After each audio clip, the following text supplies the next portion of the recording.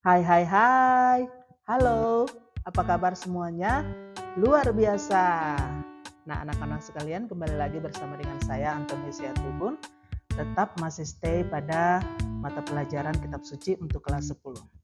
Nah, anak-anak sekalian, hari ini Pak Guru semangat sekali karena cuaca di luar sangat cerah yang bisa memberikan inspirasi bagi kita untuk tetap semangat dalam pembelajaran hari ini.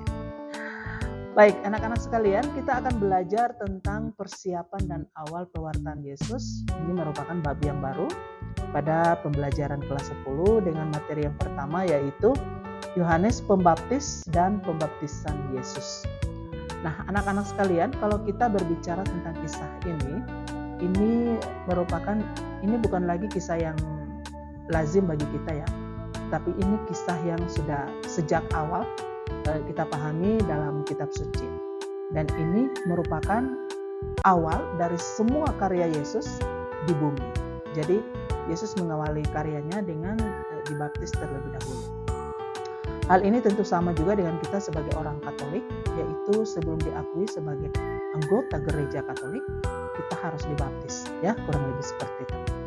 Baik anak-anak sekalian, harapan Pak Guru selamat menyimak tayangan pembelajaran ini. Semoga bermanfaat bagi kalian dan menambah informasi terkait dengan mata pelajaran kitab suci untuk materi persiapan dan awal pewartaan Yesus, Yohanes Pembaptis dan pembaptisan Yesus.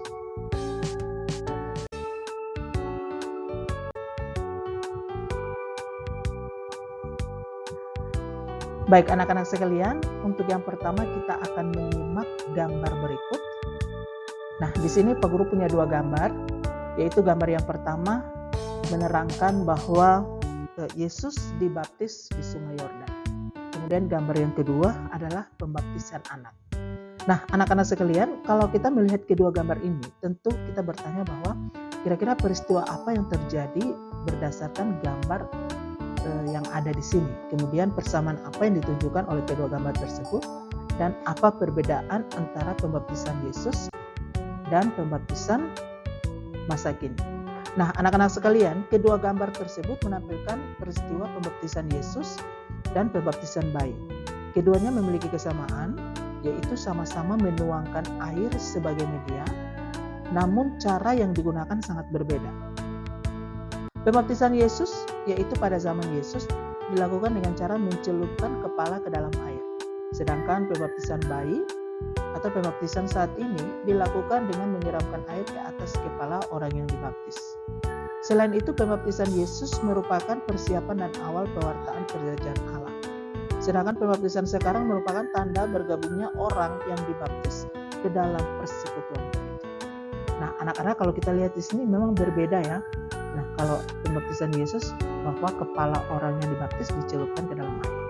Kalau pembaptisan yang sekarang ini tentu yang dialami oleh kita, yaitu di mana imam menuangkan air ke atas kepala anak yang dibaptis. Kurang lebih seperti itu.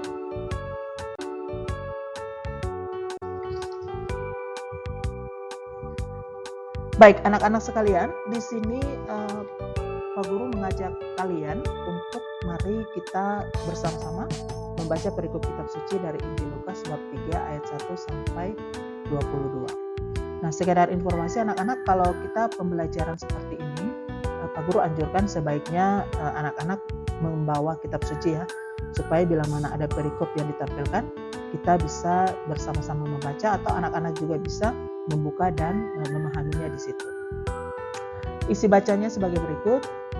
Dalam tahun ke-15 dari pemerintahan Kaisar Tiberius, ketika Pontius Pilatus menjadi wali negeri Yudea, dan Herodes raja wilayah Galilea, Filipus saudaranya, raja wilayah Iturea dan Trakonitis, dan Linasias, raja wilayah Abilene. Pada waktu Hanas dan Kayafas menjadi imam besar, datanglah firman Allah kepada Yohanes, anak Zakaria, di padang gurun. Maka datanglah Yohanes ke seluruh daerah Yordan dan menyerukan, bertobatlah dan berilah dirimu dibaptis, dan Allah akan mengampuni dosamu. Seperti ada tertulis dalam kitab nubuat Yesaya, ada seruan yang berseru-seru di padang gurun, persiapkanlah jalan untuk Tuhan, luruskanlah jalan baginya. Setiap lembah akan ditimbun dan setiap gunung akan diratakan. Dan semua orang akan melihat keselamatan yang dari Tuhan. Lalu ia berkata kepada orang banyak yang datang kepadanya untuk dibaptis. Katanya, "Hai kamu keturunan ular beludak, siapakah yang mengatakan kepada kamu supaya melarikan diri dari murka yang akan datang? Jadi hasilkanlah buah-buah yang sesuai dengan pertobatan. Dan janganlah berpikir dalam hatimu, Abraham adalah bapa kami. Karena aku berkata kepadamu, Allah dapat menjadikan anak-anak bagi Abraham dari batu-batu ini. Tapak sudah tersedia pada akar pohon, dan setiap orang yang tidak menghasilkan buah yang baik akan ditebang, akan dibuang ke dalam api." Orang banyak bertanya kepadanya, "Jika demikian, apakah yang harus kami perbuat?" Jawabnya, "Barang siapa mempunyai 2 helai baju, hendaklah ia membaginya dengan yang tidak punya. Dan barang siapa yang mempunyai makanan, hendaklah ia berbuat juga demikian." Akan datang juga pemungut-pemungut cukai untuk dibaptis, dan mereka bertanya kepadanya, "Guru, apakah yang kami perbuat?" Jawabnya, "Harus menagih lebih banyak daripada yang telah ditentukan bagimu." Dan prajurit-prajurit bertanya juga kepadanya, "Dan kami, apakah yang harus kami perbuat?" Jawab Yohanes kepada mereka, "Jangan merampas dan jangan memeras, dan cukupkanlah dirimu dengan gajimu." Tetapi karena orang banyak sedang menanti dan berharap, dan semuanya bertanya dalam hatinya tentang Yohanes, kalau ia adalah Mesias. Yohanes menjawab dan berkata kepada semua orang, "Aku membaptis kamu dengan air, tetapi ia yang lebih berkuasa daripadaku akan datang dan membuka tali kasutnya pun aku tidak layak. Ia akan membaptis kamu dengan Roh Kudus dan dengan api. Alat penampi sudah di tangannya untuk membersihkan tempat penggerakannya dan untuk mengumpulkan gandum-gandumnya ke ladang lumbungnya. Tetapi debu jerami itu akan dibakarnya dalam api yang tidak terpadamkan." Dengan banyak nasihat lain, Yohanes memberitakan Injil kepada orang banyak. Akan tetapi setelah ia menegur raja wilayah Herodes karena peristiwa Herodias, istri saudaranya, dan karena segala kejahatan lain yang dilakukannya, raja itu menambah kejahatannya dengan memasukkan Yohanes ke dalam penjara.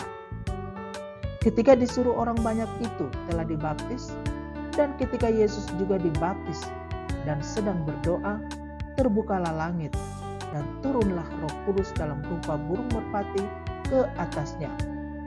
Dan terdengarlah suara dari langit, "Engkaulah anakku yang kukasihi, kepadamulah aku berkenan." Nah, anak-anak sekalian, itu adalah perikop kitab suci yang bisa membantu kita untuk memahami tentang materi ini.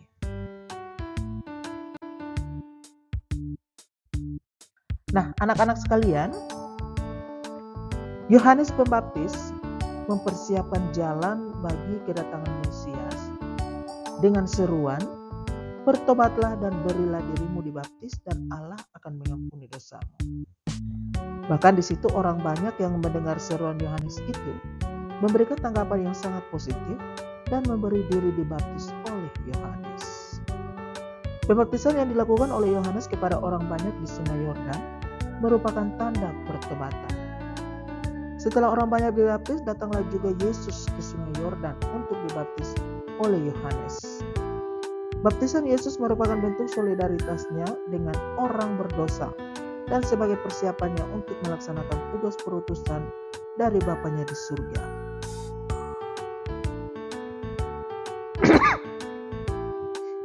Nah, anak-anak, untuk memperjelas bagian ini kita bisa buka pada Injil Lukas bab 3 ayat 21 sampai 22.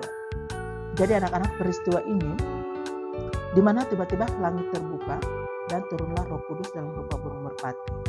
Kemudian dan terdengarlah suara dari langit yang berkata bahwa Engkaulah anakku yang kukasihi, kepadamulah aku berkenan. Nah, lebih jelasnya lagi anak-anak bisa baca dalam Injil Lukas bab 3 ayat 21 sampai 22. Nah, anak-anak sekalian, kita sudah ada pada akhir pelajaran. Namun di sini Pak Guru akan memberikan tugas mandiri sebagai tolak ukur untuk membantu kalian memahami tentang apa yang diterangkan oleh Pak Guru tadi. Yaitu tulislah seruan Yohanes Pembaptis di padang gurun. Kedua, bagaimana tanggapan orang banyak terhadap seruan Yohanes Pembaptis. Tiga, jelaskan makna pembaptisan orang banyak oleh Yohanes Pembaptis. 4, peristiwa apa yang terjadi setelah Yesus dibaptis. Nah, anak-anak sekalian, tugas ini boleh dikerjakan di rumah dan nanti akan dikumpulkan saat kita pada pembelajaran tatap muka. Oh, Pak Guru lupa, ada pertanyaan yang kelima, yaitu apa makna pembaptisan Yesus oleh Yohanes Pembaptis. Jadi anak-anak sekalian, ada untuk tugas mandiri ada 5 pertanyaan yang harus dijawab dan nanti akan dikumpulkan saat kita pertemuan tatap muka nanti, ya. Semangat! Baik anak-anak sekalian, terima kasih atas kehadiran kalian lewat proses pembelajaran tayangan video ini. Semoga bermanfaat bagi kita semua dan Pak Guru sampaikan terima kasih dan bye-bye.